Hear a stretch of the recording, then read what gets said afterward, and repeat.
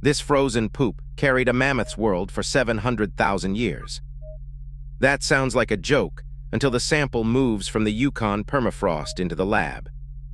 Researchers were not starting with a tusk, a skull, or a dramatic frozen body. They were looking at ancient Arctic ground squirrel droppings, locked inside old burrows and preserved by cold. The important part is what those burrows collected: dirt, plants, fungi, microbes, traces from animals moving through the same lost landscape. When the pellets were analyzed, the signal was much bigger than one tiny animal. Reports tied the samples to environmental DNA from mammoths, steppe bison, horses, wolves, and even a possible big cat trace. The camera has to stay careful here. This is not a resurrection story. It is not proof of one exact last meal. A burrow can trap pieces of an entire place, then permafrost can hold that mixed archive for deep time. That is why the numbers matter.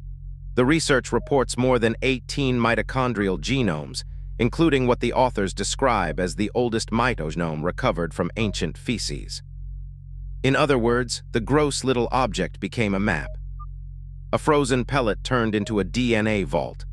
The lab opened it, and Beringia started to come back as signals: animal shadows, plant traces, microbial residue, and a northern ecosystem that disappeared long before any camera could see it. The twist is not that history was hiding in something beautiful. The twist is that one of the ugliest files in the ice may help rebuild an entire Mammoth Age world.